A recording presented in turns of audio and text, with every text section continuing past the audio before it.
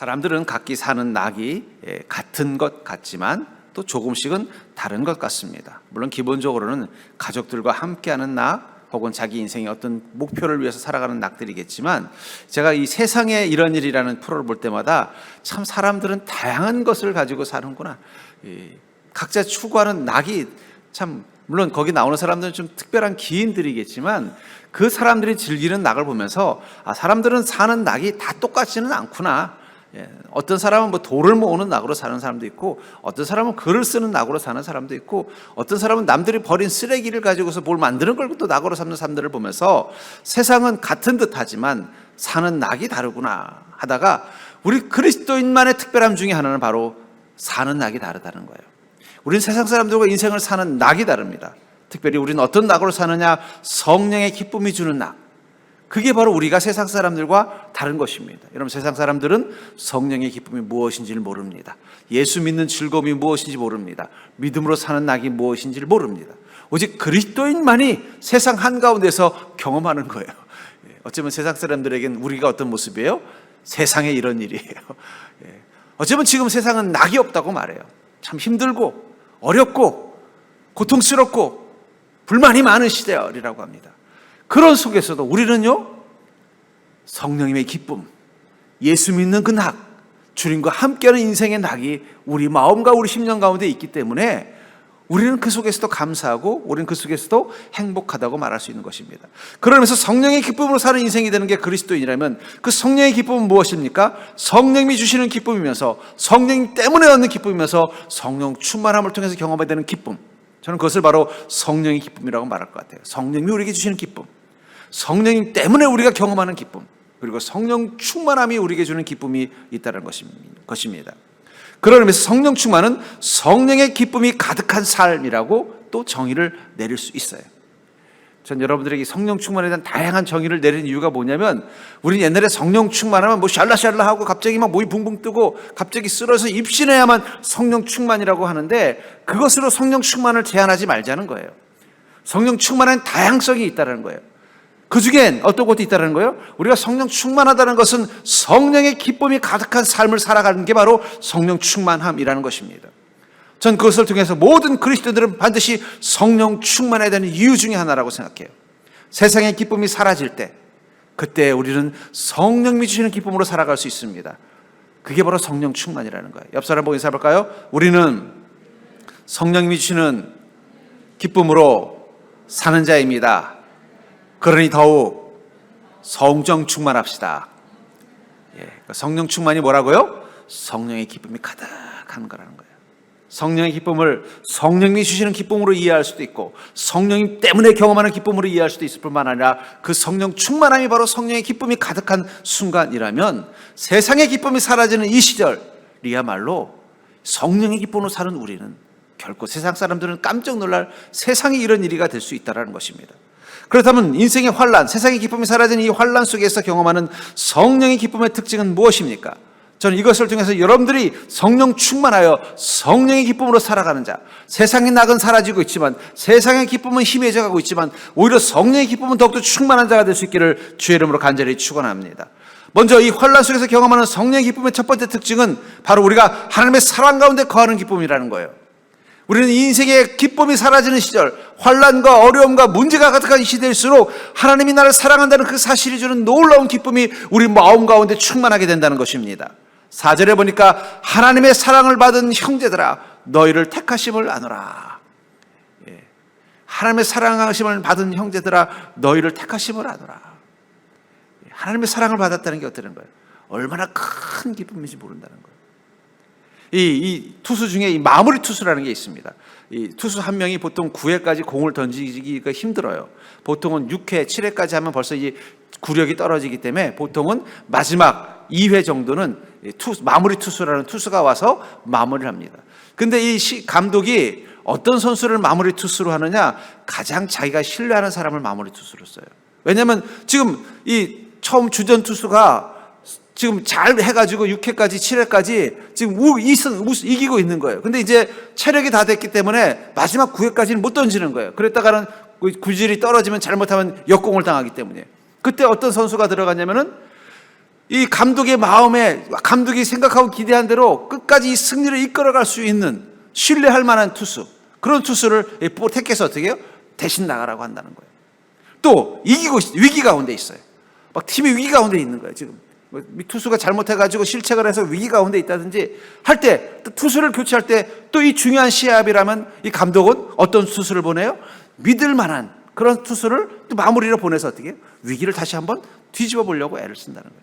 신뢰가 가는 사람을 택한다라고 말하고 있다는 거예요. 우리가 인생의 고난 가운데 우리가 주님 앞에 섰을 때 주님은 우리를 어떤 상황 가운데서 우리를 택하는 거예요? 우리를 신뢰하기 때문에 인생의 환난 가운데서 우리가 믿음으로 살아가도록 한다는 사실을 기억하시기 바랍니다. 우리가 인생의 고난이 있고 어려움이 있고 문제가 많은 시절 속에서 주님께서 우리를 사명을 주시고 주님의 명령과 음성을 주시는 이유는 뭐라는 거예요? 우리를 믿기 때문에 그런다는 거예요. 아니 주님, 지금 내 삶도 힘들어 죽겠는데 주님은 이 속에서도 주님의 일을 감당하라고 명령하시다니, 요즘 세상이 힘들어 죽겠는데 우리가 어떻게 주님의 일을 감당합니까? 그때 주님 뭐라고 말씀하시는 거예요? 무슨 소리냐? 난 너를 믿기 때문에 너를 택하는 것이고 너를 부른 것이고 너에게 명령하는 것이다 라고 말씀하신다는 거예요. 이 고난이 우리에게 유익인 것은, 이 힘든 상황은 모든 인생이 다 똑같습니다. 근데 중요한 건 이 고난 가운데서도 우리는 주님의 음성을 듣는 거예요. 위로의 음성만 듣는 것이 아니라 주님의 택하심에 대한 음성, 주님께서 우리 인생을 향해서 명령하시는 그 음성, 주님이 우리를 택하셨기 때문에 이 고난 가운데서도 우리와 함께 계시다는 그 사랑의 그 강력한 힘을 경험하는 것, 저는 그게 그리스도인의 축복이라고 생각합니다. 창세기 19장 14절부터 17절에 보면은 이 욥이 소돔성에 있다가 이 소돔성의 죄가 너무나 커서 하나님이 그 소돔성을 멸망시키려고 합니다. 이 롯을, 욥이 아니라 롯을. 그래서 하나님께서 천사를 보내서 이 롯을 이 소돔성에서 건져내는 장면을 이렇게 말하고 있어요. 롯이 나가서 그의 딸들과 결혼할 사위들에게 말하여 이르기를, 여호와께서 이 성을 멸하실 터이니 너희는 일어나 이곳에서 떠나라 하되, 그의 사위들은 농담으로 여겼더라. 동틀 때에 천사가 롯을 재촉하여 이르되, 일어나 여기 있는 내 아내와 두 딸을 이끌어내라. 이 성의 죄악 중에 함께 멸망할까 하노라. 그러나 롯이 지체하매 그 사람들이 롯의 손과 그 아내의 손과 두 딸의 손을 잡아 인도하여 성 밖에 두니 여호와께서 그에게 자비를 더하심이었더라. 그 사람들이 그들을 밖으로 이끌어낸 후에 이르되, 도망하여 생명을 보존하라. 돌아보거나 들에 머물지 말고 산으로 도망하여 멸망함을 면하라. 이 소돔성에 이 환란이 왔어요. 위기가 왔어요. 심판이 왔어요. 그 속에서 이 롯의 가정도 위기를 겪는 것입니다. 근데 그 위기 가운데서 어떻게 하셨다고 말하고 있어요? 이 롯의 가정을 하나님께 천사를 보내서 그들을 손을 붙잡고 이 환란과 심판 밖으로 끄집어내시더라는 거예요. 여러분, 우리가 인생의 환란 가운데 함께 처할 때, 세상과 똑같이 인생의 환란 가운데 처하고 문제 가운데 처할 때 우리는 무엇을 경험하느냐? 하나님이 나를 사랑하시고 하나님이 나를 택하신다는 것을 우리는 삶 속에서 경험하는 거예요. 그 기쁨인 거예요. 상황은 어때요? 너무 힘든 상황이에요. 마치 이 소돔성이 지금 멸망하기 직전처럼 너무 힘들고 어려운 상황인데 그 속에서 무엇을 느껴요? 이 상황 한가운데서 주님의 손을 느낀다는 거예요. 나를 지키시려는 그 사랑의 손, 나를 이끄시는 그 주님의 손. 16절에 보니까 롯이 지체하며 그 사람들이 롯의 손과 그 아내의 손과 두 딸의 손을 잡아 인도하여 성 밖에 두니 여호와께서 그에게 자비를 더하심이더라. 여러분, 하나님께서 우리를 너무나 사랑하시기 때문에 인생의 환난 가운데, 인생의 고통 가운데 결코 멸망당하도록 놔두지 않으십니다. 그 속에서도 어떻게 해요? 그 손으로 붙잡고 오신다는 거예요. 그러니까 여러분들, 그리스도인들은 어쩌면 인생의 환난과 고난 속에서 세상 사람들은 아이고 큰일이다, 내가 이 힘든 일을 어떻게 감당하나 걱정과 근심에 쌓여 있을 때 우리는 뭘 기대하는 거예요? 주님께서 이 속에서 나를 어떻게 건지실까? 주님께서 나를 사랑하신다는 그 강력한 모습을 그 손을 통해서 어떻게 보여주실까? 그걸 경험하는 기쁨이 있다는 거예요. 인생에 똑같이 위기가 왔어요. 근데 그 위기 가운데서 하나님 나를 사랑하시고 나를 택하셨다는 것을 우리는 그 상황 가운데서 경험하는 기쁨이 있다는 거예요. 여러분, 그런 거 경험 많이 해보셨잖아요. 야, 그때 정말 내가 큰일 날 뻔했구나. 근데 하나님이 그 순간 나를 붙잡으셔서 내가 조금만 더 빨리 갔거나 조금만 더 늦게 갔으면 큰일 날 뻔한 그 일이 하나님이 나를 지키셨구나. 여러분들 그런 거 느낄 때 있지 않습니까? 운전하시는 분은 많이 느껴요. 예. 가다 보니 내가 저 앞차 추월하려고 먼저 갔으면 큰일 날 뻔했구나, 이런 거 느낄 때도 있고요. 하나님의 손이 나를 지키고 있다는 것을 우리 삶 속에 느끼지 않습니까? 그러니까 여러분, 그리스도인들은요, 고난과 환란이 오면은요 절망하는 자들이 아니라 힘들고 어렵지만 절망이 아니라 어떤 마음이 생기는 거예요?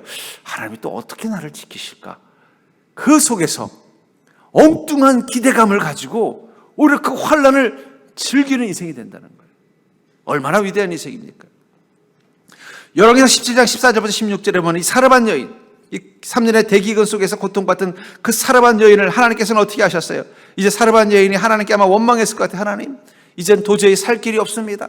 이제는 쌀 꿀 데도 없고 이제 먹을 양식도 다 떨어졌고 오늘 이제 우리 아들하고 둘이서 먹으면은 이걸로 끝입니다. 그 절망감 가지고 이 낙심 가지고 하나님께 근심하면서 기도했을 때 하나님 갑자기 그녀 앞에 누구를 보냈어요? 엘리야를 툭 보내셔가지고 어떻게 해요? 엘리야를 통해서 그녀가 하나님의 사랑 가운데 있으며 하나님의 강력한 손이 그녀의 인생을 붙잡고 있는 것을 보여주시지 않았습니까? 여러분, 그리스도에는 그런 기쁨이 있다는 거예요. 3년 대기근, 너무 힘든 일이에요. 남편 없이 어린 자녀를 혼자 키우는 이 힘든 것, 평소 때도 힘든데 기근이 와서, 경제적인 위기가 와서 혼자 감당할 수 없는 정말 힘든 상황 가운데인데 그 속에서 무엇을 보는 거예요? 하나님의 손이 나를 붙잡고 계시는 것, 하나님의 사랑이 나를 지키고 계신다는 걸 보는 기쁨이 있다는 거예요. 그래서 이렇게 말하고 있지 않습니까? 이스라엘 하나님 여호와의 말씀이 나 여호와가 진피를 지면에 내리는 날까지 그 통의 가루가 떨어지지 아니하고 그 병의 기름이 없어지지 아니하리라 하셨느니라. 그가 가서 엘리야의 말대로 하였더니 그와 엘리야와 그의 식구가 여러 날 먹었으나 여호와께서 엘리야를 통하여 하신 말씀같이 통의 가루가 떨어지지 아니하고 병의 기름이 없어지지 아니하니라.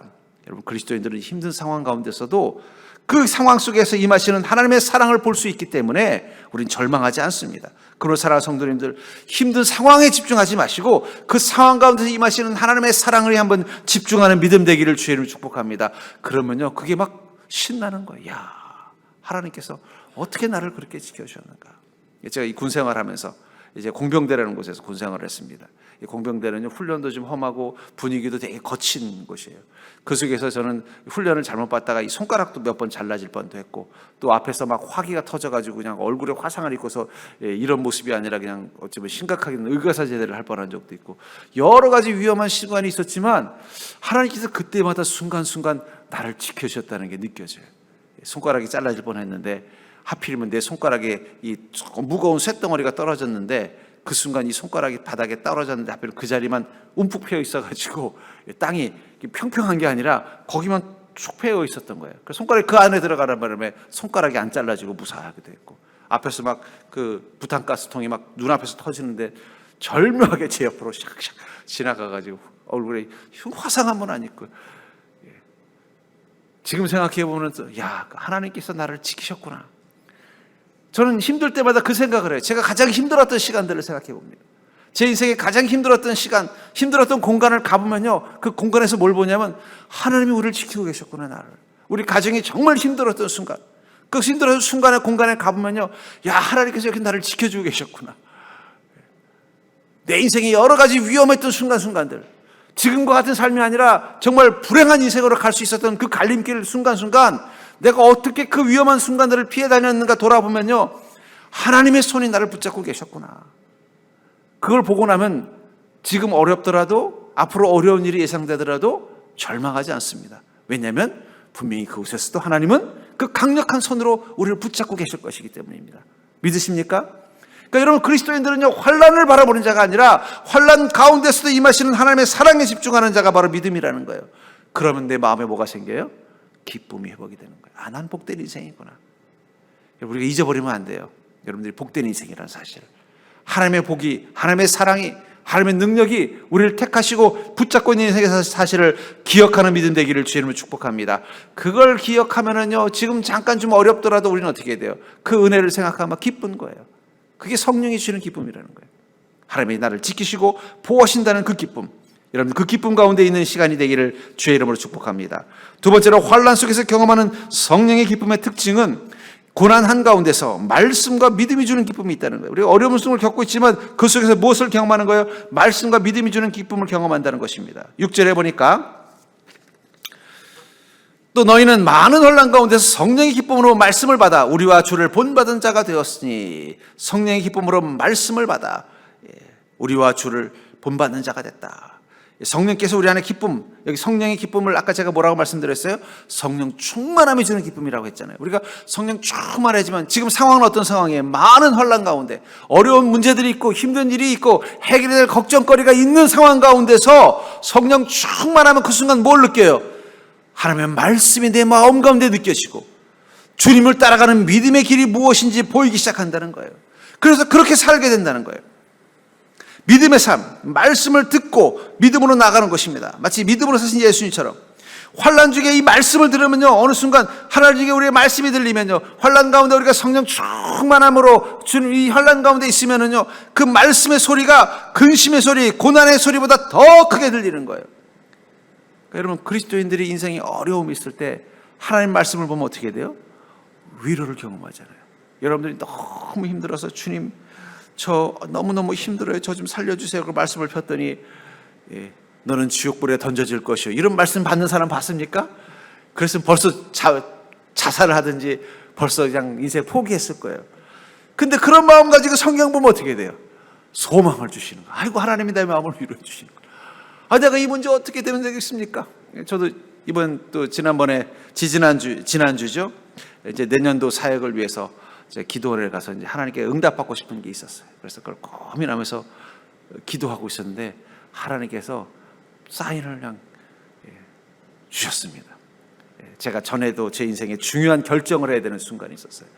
그래서 그 결정을 위해서 담임 목사님께 좀 허락을 받고서 강남구시 기도원에 가서 기도를 하고 있는데 하나님이 응답을 안 주시는 거예요. 아무리 집회해도 응답을 안 주시고, 왜 하나님이 응답을 안 주시지? 그러고는 이제 혼자 그 뒤에 이 잣나무 숲인데 거기 의자가 있었습니다. 거기 가서 성경책을 보면서 기도를 하고 있는데 갑자기 위에서 뭐가 툭 떨어지더라고요. 그러니까 잣이 떨어지는 거예요. 보니까 이 청설모가 제가 앉아 있는 그 잣나무 위에서 열심히 지금 잣을 따먹고 있는데 저랑 눈이 마주친 거예요.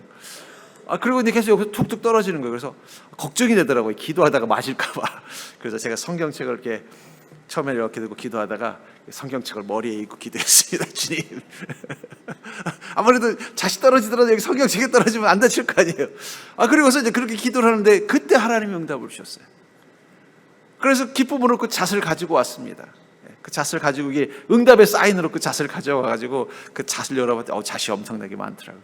그래서 그거 가져가서 어떻게 먹은지 기억이 안 났어요. 그래서 이번에도 좀 중요한, 내가 뭔가 하나님 앞에서 결단하고 결정해야 되겠다 하는 마음 가지고 기도하고 있었는데 하나님이 이번에는 잣을 2개나 주셨어요. 그래서 응답받고 왔습니다. 그러니까 여러분, 우리 그리스도인은요, 인생의 문제, 고민, 근심이 있을 때 어떻게 돼요? 하나님께 무릎 꿇고 주님, 이거 어떻게 하면 좋습니까? 그럼 성령이 우리 안에 정말 임하면서 어떻게 돼요? 그 말씀이 들리는 거예요. 그 문제 가운데 주님이 임하시는 말씀. 여러분, 그 음성만 들어도 우리는 소망이 생겨요. 왜냐하면 주님의 음성이 들렸다는 얘기는 뭘 의미하는 거예요? 이 문제가 아무것도 아니게 되게 하시겠다는 거예요. 하나님의 약속이 임하는 날로 바뀔 거라는 것을 뜻하는 것입니다. 요한복음 6장 18절부터 21절에 보면은 예수님과 함께하던 제자들이 예수님 없이 이 갈릴리 호수를 항해하다가 큰 파도를 만나요. 그 상황을 이렇게 말하고 있어요. 큰 바람이 불어 파도가 일어나더라. 제자들이 노를 저어 10여리쯤 가다가 예수께서 바다 위로 걸어 배에 가까이 오심을 보고 두려워하거늘 이르시되 내리 두려워하지 말라 하신대 이에 기뻐서 배로 영접하니 배는 곧 그들이 가려던 땅에 이르렀더라. 예수님 없이 가다 보니까 뭘 만났어요? 큰 바람이 불고 파도가 치는 거예요. 이런 바람 소리, 파도 소리 들으면 어떻게 돼요? 겁이 나는 겁니다. 두려움에 사로잡히는 거예요. 근데 그 순간 그들이 걱정하고 있을 때 주님이 오셨어요. 오시면서 그들의 마음 가운데 어떤 음성이 들렸어요? 내니 두려워하지 말라. 여러분, 그리스도인의 인생에 어떤 파도를 만나더라도 주님은 우리를 거기서 혼자 놔두지 않으십니다. 우리와 함께 하시기에 오신 예수 그리스도의 영, 성령님이 우리 가운데 계시면서 뭐라고 말씀하셨다는 거예요? 내니 두려워하지 말아라. 여러분, 그리스도인이 어떻게 인생의 환난과 문제를 두려워하지 않을까요? 우리가 그만큼 강한 사람들이라서 그런가요? 우리는 그만큼 능력 있는 사람이라서 그런가요? 아닙니다. 우리 안에 어떤 음성이 들리기 때문이에요? 우리가 인생의 문제 앞에 근심할 때마다, 인생의 파도 앞에서 걱정할 때마다 주님의 음성이 들린다는 거예요. 내니 두려워하지 말라. 주님이 그렇게 말씀하시는데 뭐가 두려워요? 주님께서 우리에게 그 음성 들려주시는데 두려울 게 뭐 있습니까? 하나님의 말씀은요, 그런 음성이라는 거예요. 나를 향하신 주님의 약속의 응답이라는 거예요. 그걸 들으니까 얼마나 기뻐요. 그래서 그들이 기뻐서 그러니까 성령이 주시는 그 기쁨이란 건 이 고난과 환난 가운데서 내게 주시는 주님의 음성을 듣는 기쁨입니다. 나와 함께 계신 주님을 만나는 기쁨이에요. 이에 기뻐서 배로 영접하니 배는 곧 그들이 가려던 땅에 이르렀더라. 저는 여기 단어가 좀 이상해요. 배로 영접했더니 배는 어떻게 됐다고요? 곧 그들이 가려던 땅에 이르렀더라. 그럼 만약에 예수님이 안 오셨으면 조금 있으면은 땅에 도착했다는 뜻인가요? 아니, 예수님 그럼 바다 위에서 고생 다 하게 하고 이제 거의 끝날 때쯤 와서 짠 하고 나타나셔가지고 내니 두려워하지 말라는 뜻이었을까요? 아닙니다. 여전히 파도가 불고 여전히 이 어두운 밤길에 항해하는 것은 어렵지만 주님을 만나고 나니까 그 기쁨으로 주님을 영접하니까 배가 순식간에 항구에 도착한 것처럼 여러분 어려운 시간이 힘든 시간은 길게 느껴져요. 그렇죠? 같은 1시간이라도 힘든 거, 고통스러운 일을 하면 이게 1시간이 아니고 10시간처럼 느껴집니다. 그러나 재밌는 일은요, 1시간이 아니라 1분처럼 느껴지는 거예요. 이 파도를 항해하는 이 시간, 혼자서 예수님 없이 이 거친 파도를 항해하는 그 시간은 너무너무 긴 거예요. 너무너무 힘든 거예요. 영원히 끝나지 않을 것처럼 느껴지는 거예요. 그런데 우리 안에 주님의 말씀을 통해서 우리 안에 들리는 주님의 음성, 내니 두려워하지 말라, 내가 너와 함께하니 두려워하지 말라, 너는 놀라지 말라, 내가 너를 지키느니라, 이 음성을 듣는 순간 어떻게 된다는 거예요? 갑자기 시간이 확 지나가는 거예요. 이 고통의 시간이 그냥 순식간에 통과하는 걸 느끼는 거예요. 그러니까 아유, 이 힘든 시간, 분명히 주님께서 이 또한 지나가리라 이런 말씀입니다. 이 또한 지나갈 것입니다. 근데 두려워하면서 그 시간을 보내면요, 그 이 또한이 너무 길게 느껴질 거예요. 도대체 언제쯤 이 환난이 끝납니까? 언제쯤 이 문제가 끝납니까? 언제쯤 이 근심이 해결됩니까? 마치 1시간이 10시간쯤 느껴지는 것처럼 안 끝날 것처럼 느껴지는 거예요. 인생의 문제에 바라보면. 근데 그때 주님의 말씀 앞에 서면은요, 주님의 음성이 들립니다. 내가 너와 함께 있으니 두려워하지 말아라. 그 음성을 듣는 순간 이 고통의 시간이 순식간에 휙 지나가는 것처럼 느껴지는 거예요. 이 제자들이 예수님을 영접하더니 곧 그들이 가려던 땅에 이르렀더라. 그 순간 금방 도착한 것처럼 느껴졌다는 거예요. 조금 전에 그 험한 파도 위에서 자기들끼리만 있을 때는 영원히 그 위에 있는 것처럼 느껴졌던 그 시간이 주님과 함께 했더니 고통의 시간이 순식간에 지나가더라는 거예요. 그러니까 여러분들 고난이 있을수록, 힘든 일이 있을수록, 문제가 많을수록 우리는 주님의 말씀 앞에 서고 주님의 음성 앞에 귀를 기울이는 믿음 되기를 주의 이름으로 축복합니다. 가끔 유튜브에 보니까 명의, 소아과 명의에 관한 재밌는 유튜브가 있더라고요. 애기들 주사 놓는 게 얼마나 힘듭니까? 근데 이 명의는 어떻게 하냐면 애기들 혼을 빼놔요. 막 장난감에 애기가 거기 팔려가지고 이 주사를 맞는 걸 몰라요. 그럼 어떻게 순식간에 주사를 딱 놔서 아픈 것도 모르고 딱 놨는 거예요. 그걸 보면서 야, 이 사람 명의다. 명의라는 게 어떤 뭐 치료를 기가 막히게 하는 것도 있지만 어떤 것도 있는 거예요. 그 아기가 고통을 못 느끼고 주사 맞게 하는 것도 명의예요. 예수님은 우리 인생의 명의십니다. 우리 인생의 고통을 못 느끼고 고난을 못 느끼고 지나갈 수 있을 만큼 주님은 우리 인생 가운데 그 말씀과 은혜로 함께 하신다는 거예요. 그래서 우리는 어떻게 해야 돼요? 힘들수록 성령의 기쁨에 몰입하시면 된다는 거예요. 아까 성령 충만인 중에 하나가 뭐라 그랬어요? 성령의 기쁨이 가득한 것도 성령 충만이래요. 우리가 말씀과 믿음으로 살아갈 때, 주님께서 주는 그 성령의 기쁨에 몰입할 때 우리가 주사를 맞았는지도 모를 정도로, 이 파도가 얼마나 험했는지도 모를 정도로 우리 인생 가운데 휙 지나가는 것을 느끼게 된다는 거예요. 남들은 야, 너무 힘들어서 죽는 줄 알았다 그러는데 그랬어? 나는 왜 몰랐지? 그 힘이 어디서 온다는 거예요? 힘들수록 성령의 충만함, 말씀과 믿음으로 집중해서 나가는 삶을 살게 될 때 휙 지나가는 거예요. 그러니까 여러분들 옆 사람 보고 인사해 볼까요? 근심하고 걱정하면서 이 험한 환난이 지긋지긋하게 머무는 것을 보고 살겠습니까? 아니면 주님의 말씀과 믿음에 집중해서 언제 지나갔는지도 모르게 지나가는 것을 경험하겠습니까? 그러니까 여러분, 말씀과 힘들수록 말씀과 믿음에 집중하십시오. 그럼 언제 지나갔는지 모르게 지나가는 걸 보게 될 것입니다. 분명히 지나가는 가야 돼요. 험한 파도를 만나야 될 때 만나야 돼요. 그리고 다른 점이 뭐예요? 우리는 그 순간 말씀과 믿음에 집중하는 순간 한 성령의 기쁨이 우리 가운데 가득해서 언제 그랬었어? 물론 나도 어려움이 있었지. 근데 나는 별로 크게 어렵다고 느끼지 않았고 벌써 끝났는데, 남들은 그것 때문에 인생이 너무 힘들었다고 막 절망하는데 우리는 그걸 못 느끼고 지나가 버린다는 거예요. 그 힘이 어디 있다는 거예요? 바로 고난 중 말씀과 믿음이 주는 기쁨이라는 거예요. 그러니까 여러분들 힘들수록 더 말씀을 사모하기를 주의 이름으로 축복합니다. 힘들 때 말씀 비면 주님의 위로가 있지, 내 너 그럴 줄 알았다 이런 음성 안 들려주신다니까요. 예. 오히려 좀 내가 살만하고 교만해질 때는 그런 말씀이 들려요. 너 교만하지 말아라, 죄짓지 말아라, 마귀가 너를 노린다. 근데 내가 인생의 고난 가운데 힘들잖아요. 그 말씀 피면 다 주님이 나를 위로하실 음성이 보인다니까요. 그 음성만 매일매일 봐도 어떻게 돼요? 용기가 생긴다는 거예요. 세 번째로, 환난 속에서 경험하는 성령의 기쁨의 특징은 바로 복음의 능력을 경험하는 기쁨이라는 거예요. 이 성령의 기쁨은 바로 복음의 능력을 경험하는 기쁨이라는 것입니다. 5절에 보니까 이는 우리 복음이 너에게 말로만 이른 것이 아니라 또한 능력과 성령과 큰 확신으로 된 것임이라. 우리가 너희 가운데서 너희를 위하여 어떤 사람이 된 것은 너희가 아는 바와 같으니. 복음이 뭘로만 이른 것이 아니라고요? 말로만 이른 것이 아니라 능력과 성령과 큰 확신으로 됐다는 거예요. 하나님의 복음은 어떻다는 거예요? 능력과 성령의 역사하심과 큰 확신을 주는 게 바로 이 복음의 힘이라는 거예요. 여러분, 우리에게 주님께서 주신 이 복음은 그냥 진리가 아닙니다. 복음은 진리이면서 능력입니다. 복음은 진리이면서 하나님의 힘이십니다. 복음은 우리 인생 가운데 확신이 된다는 거예요. 그 해리포터라는 이 소설 영화 잘 아시죠? 제가 그걸 보면서 제가 거기서 이 복음의 가치를 깨달았어요. 이 해리포터라는 주인공은 이 마법을 할 수 있는 사람이에요. 근데 마법을 하려면 두 가지가 있어야 돼요. 첫 번째 뭐냐면 마법의 지팡이가 있어야 됩니다. 근데 마법의 지팡이만 있다고 마법을 할 수 있는 게 아니에요. 주문을 알아야 돼요. 주문. 제가 그것을 이 복음에 적용해 보니까 마법의 지팡이는 십자가고 주문은 복음입니다. 복음은, 그러니까 이 해리포터가 이 지팡이만 들고 한다고 되는 게 아니에요. 거기에 적절한, 예를 들면 앞에 있는 사람을 다른 동물로 변화시키고 싶다라든지 이러려면 적절한 주문을 알아야만, 그 주문을 가지고 뭐라고 해야만 어떻게 돼요? 탁 변하는 거예요. 마법의 힘이 나타나는 것처럼 우리가 말씀과 복음을 알고 그 복음 가운데서 있게 되면 어떻게 되는 거예요? 그 복음은 그냥 말로 머무는 게 아니라 우리 인생 가운데 능력과 성령과 큰 확신으로 바뀌는 것을 보게 된다는 거예요.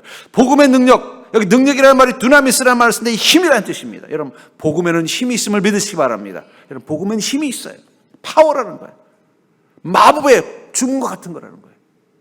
우리가 복음을 붙잡고 복음을 믿고 복음을 선포하는 삶을 사는 순간 마치 그 마법의 주문을 외웠던 이 해리포터처럼 하나님의 능력이 내 삶 가운데서 나타나는 것을 보게 된다는 거예요. 이 복음은 중요한 것입니다. 그래서 주의 사자들은 오직 하나만 가지고 왔어요. 뭐예요? 복음 하나만 가져간 거예요. 베드로가 고백한 것처럼 은과 금은 내게 없거니와 내게 있는 것 곧 나사렛 예수 그리스도의 이름으로 명하노니. 그게 바로 복음이라는 거예요. 일어나 걸어라. 그 순간 어떤 일이 났어요? 안진뱅이가 일어나는 놀라운 이 능력, 파워, 두나미스를 경험했다는 거예요. 이 복음의 능력, 바로 성령이라는 것은 성령님이 주도하는 인생이 된다는 거예요. 여러분, 우리가 복음 안에 있는 순간 성령님은 우리를 이끌어 가십니다. 우리 인생의 운전대를 성령님이 끌고 가시는 것입니다. 우리가 복음을 받아들이고 복음 속에 있는 그 순간 성령님이 나를 이끌고 계시는 그 강력한 힘을 경험하게 된다는 거예요. 성령님이 인도하시는 대로 가는데 무슨 문제가 생기겠어요? 저희 아내가 이제 운전을 배웠어요. 그래서 저희 딸이랑 그래서 이제 어디 여행 갈 때 아빠랑 엄마랑 같이 교대로 운전하면 여행 갈 수 있겠다. 그래서 저희 딸이 그런 거야. 아빠는 엄마가 운전하는 거 타고 갈 수 있겠어? 그러더라고요. 그 말 듣고 나니까 갑자기 안 되겠구나. 근데 제가 운전하면 어떻게 돼요? 잘 잡니다. 잘 자. 왜 그렇습니까? 저는 베테랑이니까, 30년 넘게 운전한 베테랑이니까, 무사고 운전자니까 잘 자는 거예요. 복음 속에 뭐가 있어요? 너의 인생의 운전대는 내가 잡겠다라는 성령님의 음성이 있더라고요. 성령님이 운전하는데 왜 잠 못 자요? 여러분들이 운전하니까 잠이 안 오는 거예요. 하나님도 잠이 안 오셔요. 어떻게 타고 다니시겠어요? 불안해서? 내 의지대로, 내 뜻대로 살려고 하니까 인생길이 너무 불안한 거예요. 성령님께서 운전하신다는 거예요. 우리가 복음 붙잡고 나가면요, 그 순간부터 성령님이 우리 인생의 운전대를 붙잡고 계시니까 우리는 그분이 인도하심 따라 가면 되는 거예요. 그럼 그리스도인들은요, 성령께서 인도하심을 따라 가는 인생이라는 사실을 믿으시기 바랍니다. 그렇다면 환난길이든 어떤 길이든 뭐 걱정이에요. 그렇죠? 어디 저기 눈 많이 온 저 한계령길을 가더라도 베테랑 운전자가 가면 겁 없는 거예요. 제가 고등학교 때 처음 이 강원도 한계령을 지나서 고성이라는 곳을 가게 됐었어요. 거기 이제 우리 외삼촌, 우리 결혼하시는 외숙모님이 계신데 이제 말은 인사를 가서 처음으로 갔는데 겨울철이었어요. 그래서 내가 그 한계령을 지나가는데 이렇게 갑자기 보니까 버스 옆에 보니까 절벽이더라고요. 갑자기 겁이 덜컥 나는 거예요. 야, 이거 이러다 버스가 떨어지면 어떡하나. 그리고 막 겁이 나는데 그 탄 분들은 다 잘 자고 있더라고요. 왜 저렇게 잘 자는데 나는 못 잘까? 그분들은 누구를 믿는 거예요? 이 버스 운전자, 서울에서 속초까지 그냥 뭐 하루에도 한두 번씩 몇 번씩 운전했을 이 베테랑, 몇십 년 동안 이 한계령길을 그냥 비가 오나 눈이 오나 지나갔을 이 베테랑을 믿으니까 어떻게 돼요? 다 자고 있는데 저는 못 자고 무서워가지고 이거 보면서 겁이 먹어가지고 이렇게 보고 있어 무사히 지나가기만 바라고 있었다라는 거예요. 여러분들, 우리 인생의 운전대를 주님께 맡긴다는 것, 바로 그게 성령 충만이에요. 성령이 우리 안에 오시면요, 성령이 야, 나 좀 쉴 테니까 네가 알아서 좀 내일도 해라, 그렇게 하지 않는다는 거예요. 이제부터 내가 너의 인생을 운전할 테니 나는 편히 쉬어라. 설령 한계령 길같이 인생의 위기와 문제가 가득한 길이라도 성령께서 운전대를 잡았으면요, 우리는 편안할 수 있는 거예요. 전 여러분들이 그 평안함의 기쁨을 누릴 수 있는 자가 되기를 주님은 축복합니다. 그것을 우리 안에 갖게 되는 확신, 그게 복음의 능력이라는 거예요. 주님과 함께 가면 내 인생에 어떤 환란이 와도 걱정할 필요 없다. 하나님의 은혜와 능력이, 그냥 복음은 그냥 말이 아니라 그 안에 능력과 성령과 그 확신, 주님의 약속이 이루어질 거라는 그 확신, 주님이 나를 지키시고 보호하실 거라는 그 확신, 그 신뢰를 가지고 나가면 된다는 거예요. 특별히 이 복음의 능력은 고난 속에서도 강력해집니다. 고난 속에서도 강력해진다는 거예요. 제가 이 SUV를 가지고 있는데, 이 SUV에 제가 이 차를 살 때 좀 비용이 들더라도 꼭 넣는 게 뭐냐면 이 사륜구동입니다. 그래서 우리 교회 차들도 제가 반드시 사륜구동을 넣으라 그래요. 근데 제가 그렇게 한 이유가 있어요. 뭐냐면 이제 처음으로 이 사륜구동 SUV를 끌고서 그 전에 이제 전륜구동만 앞에 바퀴만 들어가는 차가 있고 4개의 바퀴가 다 돌아가는 차가 있습니다. 4개의 바퀴가 다 돌아가는 차는 처음 타본 거예요. 그러다가 비가 온 고속도로를 가는데 이게 그만 미끌거린 거예요. 근데 이게 이 사륜은요, 그 순간 딱 힘을 분산시켜서 이게 틀어지지 않도록 딱 잡아주는 거예요. 순간 아찔했어요.